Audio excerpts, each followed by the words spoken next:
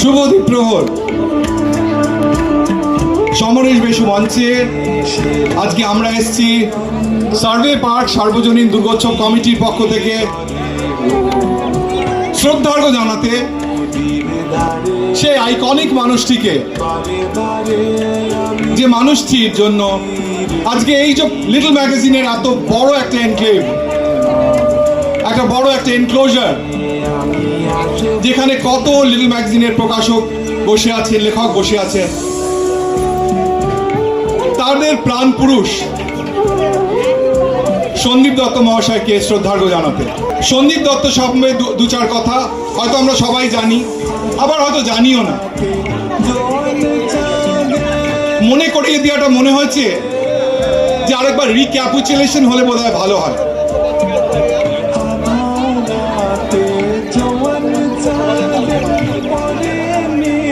সন্দীপ দত্ত মহাশয় was born in Kolkata in 1951. কেন সন্দীপ দত্তকে শ্রদ্ধার্ঘ্য?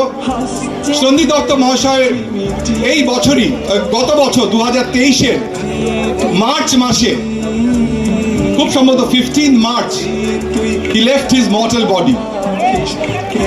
তাকেই শ্রদ্ধার্ঘ্য জানাই সার্ভে পার্ক সার্বজনীন দুর্গোৎসব কমিটি নীলপুকুরের পক্ষ থেকে। এই বছর ইউনেস্কোর হেরিটেজ প্রোগ্রাম, আমাদের সবার সেরা উৎসবের উৎসব দুর্গাপুজোতে সার্ভে পার্ক একটা জায়গা দক্ষিণ কলকাতায় রুবি হাসপাতাল থেকে গেলে, সোজা গেলে অজয়নগর দিয়ে ডান দিকে ঘুরে গেলে আমরা সার্ভে পার্কে পৌঁছে যেতে পারি। সার্ভে পার্ক দক্ষিণ কলকাতার সাথে গড়িয়া, বাঘাযতীন, বৈষ্ণবঘাটা থেকে যদি বাইপাসে আসতে হয়, যদি বৈষ্ণবঘাটা পাটুলির পরই সার্ভে পার্কে বুক চিরেই আসতে হবে। সন্দীপ দত্ত মহাশয় was born in Kolkata in 1951. He was drawn towards literature right from his childhood, and especially Little Magazine drew his attention.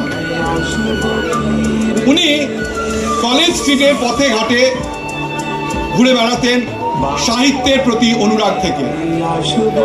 1970 সালে সন্দীপ দত্ত মহাশয় স্কটিশ চার্চ কলেজে অ্যাডমিশন নেন এবং start editing a little magazine called Patraput. ওনার প্রথম প্রচেষ্টা পত্রপুট।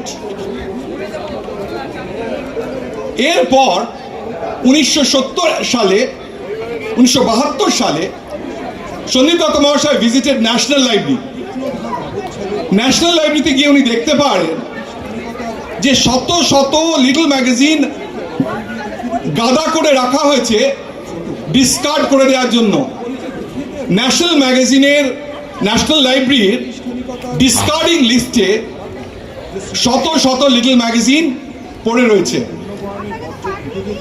অ্যান্ড দেন হি ডিসাইডেড যে না, বইগুলো ফেলে দেওয়া যাবে না, এই কষ্টের প্রচেষ্টা ফেলে দেওয়া যাবে না। এবং উনি সেইটাকে নিজের বাড়িতে নিয়ে এলেন। নতুন স্বর ও সাহসী উচ্চারণ, যা নাকি সত্যনিষ্ঠ তীক্ষ্ণধার ব্যবচ্ছেদের মাধ্যমে এস্টাবলিশমেন্ট, সেই বছরই হি অর্গানাইজড এ স্পেশাল এক্সিবিশন। তাকে চোখে আঙুল ওনার দিতে পারে, সেটাই মেন্টর, ওনার বন্ধু শুভা প্রসন্ন, সেটাও দুভাবে আর্টিস্ট শুভা প্রসন্ন সাহেব ওনাকে খুব হেল্প করে। চলমান ধারাটা যে 1978 সালে, বয়ান 1978 সালগুলো মনে রাখা। রুচিহীন 1978 সালে উপনীত হয়েছে তা সন্দীপ দত্ত মহাশয় তার 18/M চামাল লাইন, যেটা কলেজ স্ট্রিটের খুব কাছেই তার বাড়ি, সে আইকনিক বাড়িতে উনি আহ্বান জানান, organized weekly sessions on Bengali literature এবং started his library পুরনো ধারাকে over there. 18 by Tamal Lane-কে কিন্তু সার্ভে পার্ক দুর্গোৎসব কমিটি তার বাড়ি, তার লাইব্রেরি আমরা রেপ্লিকেট করি এবং তার একটা মূর্তিও স্থাপন করি, যাতে লোকে এই ভদ্রলোক কে, অনেকে এসে বলেন এই ভদ্রলোক কে, তাকে যাতে জানতে পারে পুজোর মতন অনুষ্ঠানে যেখানে সবাই আসেন সেইখানে। এক প্রাতিষ্ঠানিক 80 দশকে চলমান উনি এই লিটল ম্যাগাজিনের আন্দোলন শুরু করেন ইন দি ফর্ম অফ এই বুক ফেয়ারের মতন জায়গায় এসে রুচিহীন বরাহস্য ভাবে একজন জাস্ট তা চিন্তা একজনের বলে না যে কোনো কিছু একজনের প্রচেষ্টা হয় না, কিন্তু অ্যাকচুয়ালি এভরি রেভলিউশন দুই জন্য একজন দায়ী। সন্দীপ দত্ত দায়ী এই লিটল ম্যাগাজিন আজকে এত বড় প্যাভিলিয়নের জন্য। অবসরে ফেলে দিয়ে নিজে হকারের মতন লিটল ম্যাগাজিনের নিজের প্রকাশনা নিজের হাতে লিটল ম্যাগাজিন সাথে এমন ভাবে করেন যে it became synonymous, little magazine became synonymous and Sandip Dutta became iconic with little magazine. To date নতুনের পাওয়া, কিন্তু এই অস্বীকারের কাজটা তো আর Sandip Datta was also a great admirer of folk art and lost literary work. He started a magazine called Ujjwal Udhar, দৃষ্টিভঙ্গির সৃজন where he published lost aces and stories. পারে কেবল তরুণরাই। আরো আমাদের স্পষ্ট করে বললে তারুণ পুজো কমিটির নবীন বয়স যারা সাধারণত তরুণ বলা হলে অসম্ভব সাপোর্ট দিয়েছেন তাদের এখানে আছে। আমি মঞ্চে এক একজন করে দেখে নেব। তারুণ্য একটি বহন কেন লিটল ম্যাগাজিন তার আগে একটু বলে নিই। অগ্রযাত্রায় আমি একটি আসল বেসরকারি শিক্ষা প্রতিষ্ঠানকে রিপ্রেজেন্ট করি। লিটল আমি the director and CEO of Techno India university and Techno India group, যেখানে গত 16 বছর আমি আছি। আমার স্ত্রী সেন্ট জেভিয়ার্স কলেজের প্রফেসর। একাডেমিক্স আমাদের বংশে, আমাদের রক্তে। এই একাডেমিক্স কোথাও যেন মার খেয়ে যাচ্ছে। তাই জন্য আমরা কেন করেছিলাম, আমার কি মনে হচ্ছিল আমরা পরে বলবো। আমি প্রথমে ডেকে নেব কৃষ্ণর গোপাল মল্লিক, যে ছাড়া যাকে এই আইডিয়াটা আমরা যখন পাই যে আইডিয়াটা সে এখনো এসে পৌঁছানি, এলে আমি ডেকে নেব কৃষ্ণ গোপাল মল্লিককে বলবো স্টেজে চলে আসতে। তারুণ্যের সৃজনশীল সাহিত্য এখানেই তারপরে আমি প্রসেনজিৎ বিশ্বাসকে ডাকবো মঞ্চে চলে আসতে। সবাই একটু একটু করে বলবেন আমাদেরকে তাই সে এখন যাকে ডাকবো তার নাম আমি জানতাম না, যদি ভালো নাম কি লালটুদা বলেই জানতাম, কিংবা রাজার নামও প্রসেনজিৎ বিশ্বাস আজকেই জেনেছি। লালটুদা সন্দীপ চক্রবর্তী নামটা মনে রেখেছি খুব কষ্ট করে। আরে হাততালি দিন না, খুব সবাই খুব কেটেছে, একটু হাততালি দিন না। এরপরে ডাকছি পিনাকি ভট্টাচার্য এবং তার সহধর্মিনী পিয়ালি ভট্টাচার্য। আমি ছোট্ট করে কৃষ্ণগোপাল মল্লিক, কিংবা আমরা একে সহজে মানে ছোট করে কেজি বলি, যে যখন আমরা এই আইডিয়াটা নিয়ে এলাম কেন মনে হচ্ছিল, কেন প্রাণপাত করে দিল, কেন দিনের পর দিন করলো। আমার আরো বলতে ভালো লাগছে, একজন নেই এখানে, উনি ইন্ডিয়ান জুনিয়র টিমের জুনিয়র ফুটবল টিমের কোচ ছিলেন। এখন সম্প্রতি তিনি মোহনবাগান জুনিয়র্সের ফুটবল কোচ। আমি একদিন গিয়ে দেখি যে ওই যে নকল বই তৈরি করছে সাজানোর জন্য অভিজিৎ মণ্ডল, অভিজিৎ আসতে পারিনি, আমি বলেছিলাম অভিজিৎকে, এরকম সবাই হাতে হাত ধরে সেই লাইব্রেরি বানানো ওয়াজ নট ইজি। এত বই ছিল না, লিটল ম্যাগাজিন ছিল না, এত আমরা পাইনি। আমরা এই মঞ্চে নিয়ে এসেছিলাম, আমাদের দুর্গাপুজোর মঞ্চে নিয়ে এসেছিলাম সন্দীপ দত্ত মহাশয়ের স্ত্রীকে, মীরা দত্ত, যাকে আমরা ফেলিসিটেটও করি, এবং ফেলিসিটেট করার সময় ওনার চোখে জল চলে আসে, because she said this is the first occasion যে তাকে কোনো মঞ্চে এরকম ডেকে ফেলিসিটেট করা হচ্ছে। অনেক লোকেরা এসেছিলেন, আমাদের রাজ্য উমেন্স কমিশনের চেয়ারপারসন লীনা গঙ্গোপাধ্যায় এসেছিলেন, যার 80% সিরিয়াল আমরা দেখি, বাঙালিরা দেখি। আইএস অফিসার রোশনি সেন এসেছিলেন, আমাদের প্রাক্তন মন্ত্রী মনীশ গুপ্ত এসেছিলেন। সবাই এসে আমাদেরকে উৎসাহ দিয়ে গেছেন এবং সবাই সাহিত্যের কথা বলে। আমি কেজিকে বলবো যে KG, just share your experience that when you got the ideation of little magazine, তুমি কেন ঝাঁপিয়ে পড়লে, তারপর কেন টিমকে কি করে মোটিভেট করলে? ধন্যবাদ সুজয়দা। সুজয়দা অ্যাকচুয়ালি আমরা আমাদেরকে সামনে এনে বলতে বলছে, কিন্তু এটা সুজয়দারই বলার কথা, বাট স্টিল আমরা যেহেতু এখন এসেছি কিছু বলি। আমরা যখন শুরু করেছিলাম যে এবছর সার্ভে পার্কে আমরা নীলপুকুর দুর্গাপুজোতে আমরা থিম এরকম কিছু একটা রাখি, যেটা আমাদের সাহিত্য চর্চার প্রতি আমরা যে অনুরাগী সেই ব্যাপারটা তুলে ধরতে পারা যায়। তার সঙ্গে আমরা যখন আলোচনা করছিলাম তখন ঝর্ণা, আই থিঙ্ক দেখবেন এখানে ঝর্ণা ভট্টাচার্য আছে। ঝর্ণা একদিন আমাদেরকে, সুজয়দার পরিচিত ঝর্ণা, একদিন আমাদেরকে নিয়ে টিম মিটিং করলো এবং আমরা এই কনসেপ্টটা যে করা যেতে পারে, আমরা লিটল ম্যাগাজিন এবং তাকে তুলে ধরা, লিটল ম্যাগাজিনের এই জার্নিটা, লাস্ট এত বছরের জার্নি, সেই জার্নিটাকে তুলে ধরা যেতে পারে, সেই ভাবনা চিন্তাটাকে নিয়ে আমরা এগোলাম। অনেক সবাই বলেছিল এটাকে নিয়ে থিম করা যেতে পারে না, এটাকে কোনোভাবে মানে ভাবনা আলাদা, তাকে স্ট্রাকচারে দাঁড় করানো সম্ভব না। মানে আপনার ভাবনা খুব ভালো, লিটল ম্যাগাজিন থিম, কিন্তু তাকে স্ট্রাকচারে কি করে নিয়ে আসবেন? থিম মানে কি হবে? তো এই স্ট্রাকচারে নিয়ে আসার জন্য আমরা অনেকগুলো আলোচনা সবাই মেম্বার্সরা মিলে করতাম যে আমরা কি কি দিয়ে স্ট্রাকচারে নিয়ে যাব আমাদের। ফাইনালি আমরা ঠিক করলাম যে আমাদের সন্দীপ বাবুকেই নিয়েই আমরা এগোতে পারি, কারণ সন্দীপ বাবু সেই বছর প্রয়াতও হয়েছিলেন এবং আমাদের কাছে উনি একটা নক্ষত্র, লিটল ম্যাগাজিনের একটা নক্ষত্র। তো আমরা সন্দীপ বাবুর যে লাইব্রেরি, যে ঘর যেখানে উনি থাকতেন, যেখানে উনি থাউজেন্ডস অফ ঝর্ণাও এসে গেছে আর কি।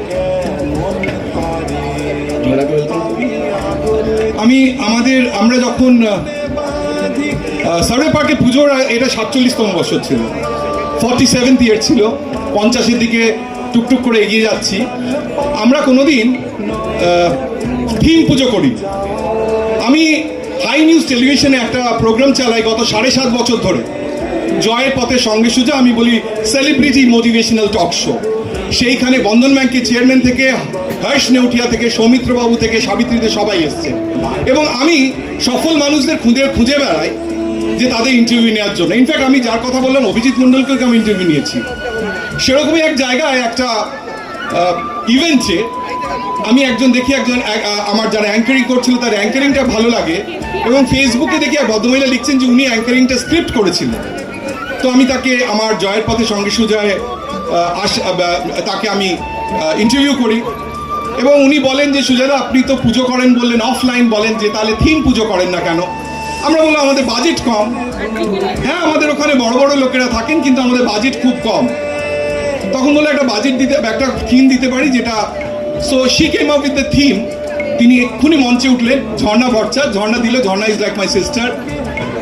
ঝর্ণা বললো যে আমরা এইটা করতে পারি এবং কেজি নিজে এক সময়, যেটা বলেনি এখন অবধি, নিজে এক সময় লিটল ম্যাগাজিন করতো অ্যান্ড হি বিকেম ইন্টারেস্টেড এবং দ্য হোল টিম। এই যে লালটুদা দেখছেন, আমাদের রাজা দেখছেন, অনেক বছর ধরে পিনাকি পিয়ালি এসছে, সবাই কিন্তু একদম ঝাঁপিয়ে এটা করে। এবং তারপরে যখন আইডিয়েশন হয় তখন সন্দীপ এবং সুজিত কিন্তু রিলেন্টলেস খাটনি করে, তার সাথে আমাদের পাড়ার লোকেরা খুব করে। পাড়া যারা ইনভলভ ছিলেন, they made a great effort. Sandip Dutta, আমি কেজিকে বলবো শেষ করতে, তার মধ্যে সন্দীপ দত্ত এবং তারপরের কথাটা আমি একটু বলে তারপর আমি ঝর্ণাকে দেবো ওর কথা। তো ফাইনালি আমরা আইডিয়া পেলাম, আমরা সেটাকে স্ট্রাকচারে নামানোর কিছু চিন্তা ভাবনা যখন করলাম, সন্দীপ বাবুর লাইব্রেরি নিয়ে আমরা আলোচনা করলাম যে সন্দীপ বাবুর লাইব্রেরিটাকে আমরা করব। তার একটা আবক্ষ মূর্তি আমরা তৈরি করলাম এবং সেই লাইব্রেরি যেভাবে সাজানো, তার খুঁটিনাটি তথ্য, গিয়ে ছবি তোলা, তার মাপ নেওয়া এবং তারপর থেকে তার বই কালেকশন, তার র্যাক, তার কোথায় কি আছে, তার বসার ঘর কীরকম ছিল, তার টেবিল কীরকম ছিল, তার বিভিন্ন ধরনের যে খুঁটিনাটি তথ্যগুলো নিয়ে আমরা সেই লাইব্রেরি স্ট্রাকচার তৈরি করলাম। প্যান্ডেলের আদলটা রাখলাম আমাদের ওনার বাড়ির যে বিল্ডিংয়ের সামনের যে ফেসিয়া, সামনের যে ফ্রন্ট থেকে দেখলে, যে সামনে থেকে দেখলে বিল্ডিংটা যেভাবে দেখা যায় সেটা। এবং তারপর আমরা ফাইনালি আমাদের স্বল্প বাজেটে সবার প্রচেষ্টায় আমরা এই পুজো করেছিলাম। আমরা এটাতে সাকসেস পেয়েছিলাম একটা খুব ভালো, যে আমরা কোনোদিনও কোনো পেড প্রমোশন করতে হয়নি। আমরা ছোট পুজো কমিটি, কিন্তু আমাদের কাছে আনন্দবাজার থেকে, বর্তমান থেকে, প্রতিদিন থেকে, টাইমস অফ ইন্ডিয়া, জি 24 ঘন্টা, সবাই, রিপাবলিক টিভি সবাই কভার করেছিল, আকাশ বাংলা, এবিপি আনন্দ সবাই কভার করেছিল। এবং আমি এটা বুঝি যে আমরা একটু আগেই আলোচনা করছিলাম যে বোধহয় সাহিত্য বা বই ছাড়া বাঙালি মৃয়সমান। আমাদের বোধহয় রক্তে বই পড়া, সাহিত্য, গল্প, লিটল ম্যাগাজিন, এগুলো বোধহয় আমাদের সঙ্গে ওতপ্রোতভাবে মিলে আছে এবং আমরা এর বাইরে যেতে পারবো না। এবং আমরা গর্বিত যে আমাদের সাথে এই কালচারাল এভিডেন্সগুলো রয়ে গেছে আমাদের কাছে। তো এই হয়েছে আমাদের journey, and thanks for everybody কি আমরা আজকে আপনাদের কাছে মুক্ত মঞ্চে দাঁড়াতে পেরেছি। শুধুমাত্র লিটল ম্যাগাজিনকে থিম করেছি বলেই আজকে আমরা এখানে আসতে পেরেছি। ধন্যবাদ।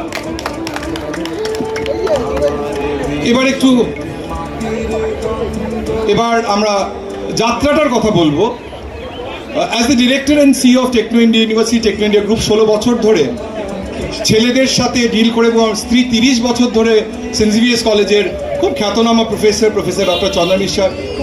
আমরা স্টুডেন্টসদের সাথে ইন্টারাক্ট করতে করতে দেখতে পাই যে পড়ার অভ্যেসটা চলে যাচ্ছে, এবং সেই পড়ার যদি হয়, তাই জন্য যদি আপনারা দেখেন, আমরা মিডিয়াকে দিয়েছি যে ছবিগুলো যদি দেখেন, আমাদের একটা তো 18/5 18/M টেমারলেনের বাড়ি করেছিলাম, তার সাথে অনেক বই করেছিলাম, এবং আমাদের যে মূর্তি করেছিলাম, দুর্গামূর্তির যে ত্রিশূল ছিল, ত্রিশূলটা ওয়াজ আ পেন, এবং pen killing the social media. Killing মানে সোশ্যাল মিডিয়া খারাপ বলছি না, কিন্তু বলে what is poison, anything of excess is poison, excess of Facebook, excess of WhatsApp, excess of Twitter, excess of Insta আর poison. সেই জন্য আমাদের অসুরের গায়ে সেই যে লোগোগুলো আমরা ছিলাম, এবং ঠাকুরের গায়ে কিন্তু ঠাকুরের হাতে যা ছিল বই এবং পুস্তক ওরিয়েন্টেড এভরি অবজেক্ট ওয়াজ দেয়ার, আপনারা যদি ছবিটা দেখেন। এবং আমি বলি যে my passion is to do inspiration. আমি আজকে 7.5 বছরের ওপর একটা মোটিভেশনাল চর্চা করি, যেখানে বললাম যে সৌমিত্রবাবু থেকে, সাবিত্রীদি থেকে, বন্ধন ব্যাংকের চেয়ারম্যান থেকে, হর্ষ নেউটিয়া থেকে, Anjan Chatterjee, Bikram Ghosh, name any celebrity have come to my show. আমার মনে হয়েছে সাকসেসের কথা বলে যদি কোটি কোটি লোকের কাছে পৌঁছে যদি 1% অফ দ্য পিপল আমি ইন্সপায়ার করতে পারি, তাহলে আমি আমার কাজে সফল, আমাদের কাজে সফল। পুজো committee or the Puja platform gave us a chance to portray যে না, পড়াশোনায় ফিরে আসতে হবে, basic education is very required, এবং সেই জন্য সেখানে সেটা করতে চেষ্টা করি। আজকে শুধু পুজোতে ইটস অনলি দ্য স্টার্টিং। পুজো করে এই মঞ্চে এসে আমি ভীষণ ভীষণ ধন্যবাদ দিচ্ছি এনামুল দাকে, যিনি অ্যালাউ করেছেন আজকে হঠাৎ করে বলার পরও আমাদের 50 মিনিট আমরাই উঠতে দেরি করেছি, কিন্তু এখানে উনি 50 মিনিট আমাকে সময় দিয়েছেন এইটা করার জন্য, because this is a movement which starts from now. পুজো হয়ে গেছে, আজকে বুক ফেয়ার হয়ে গেল, এরপরে যদি আমরা এই পড়ার কথা, এই প্যাশনের কথা, যারা লিটল ম্যাগাজিন করেন তারা জানেন এটা পড়া, এটা পাবলিকেশন, লেখা, সেটাকে বিক্রি করা, হাউ টাফ ইট ইজ। এক্ষুনি এক ভদ্রমহিলা এসে বলছেন আমার বই, এটা একটু পড়বেন, আমাকে একটা কবিতা বলতে হবে, দেখুন টাইম খুব লিমিটেড, গিল্ডের পারমিশন ছাড়া এটা করা যায় না। বাট এরকম কত শত শত হাজার হাজার লোক আছে। আমি আর না বাড়িয়ে, টাইম চলে আসছে, আমি আমাদের যে আইডিয়াটা, Jharna Bhattacharya, Jharna is like a family to us.